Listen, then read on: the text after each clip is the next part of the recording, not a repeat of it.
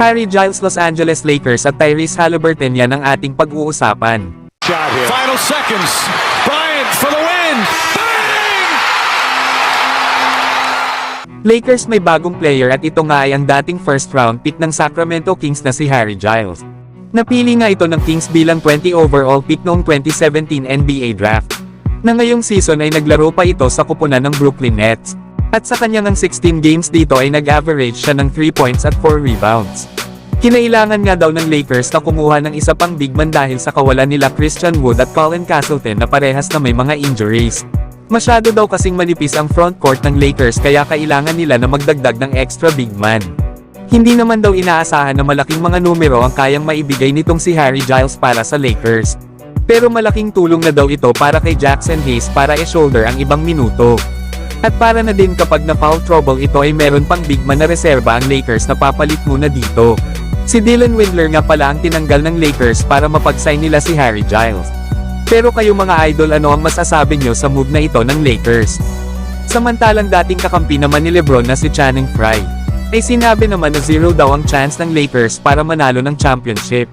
Lalo at para dito ay naniniwala ito na sakali man daw na ang Warriors ang makakalaban nila sa play-in tournament, ay 50-50 ang chance na talunin ito ng Lakers. Tapos possible pa daw na makalaban ng Lakers ang mga batang kupunan ng Minnesota Timberwolves at Dallas Mavericks na maganda ang ipinapakita sa ngayon. Dagdag pa ni Channing Frye na sakali man daw na makita niya si LeBron ay ganun pa rin daw ang sasabihin niya. Pero wala naman daw duda na ibang klase daw itong si LeBron James sa edad na 39 years old. Na pinagpapawisan pa nga daw si Channing Frye nang umakyat siya ng hagdan para lang makahinga. Lalo at nag-a-average daw itong si LBJ ng 25 points per game. Yan nga mga idol ang mga sinabi ng dating kakampi ni LeBron. Nawala nga itong tiwala sa Lakers na kaya nilang manalo ng championship ngayong season. Lalo at para kay Channing Frye ay maraming malalakas na team sa West ang nag-aabang sa Lakers. At hindi niya nga nakikita na kaya ni LeBron ng Lakers na talunin ang mga ito para makarating sila ng NBA Finals at manalo ng NBA title. Kayo ba mga idol? Naniniwala ba kayo sa mga sinabi ni Channing Frye? Samantalang hindi maganda ang nilero ni Tyrese Haliburton. At first time nga itong nangyari sa kanyang NBA career. Paano ba naman ay nakagawa lang nito ng 0 points, 3 rebounds at 3 assists? 0 out of 7 nga ito sa field at 0 out of 6 naman sa 3-point area. Na matinding depensa nga ang ipinakita dito ng kupunan Pelicans.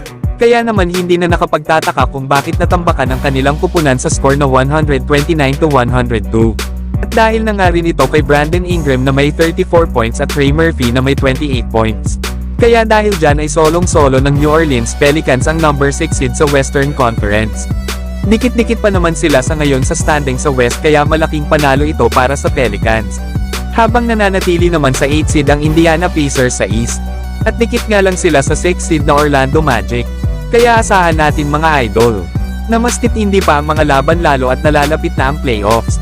So hanggang dito na lang tayo mga idol.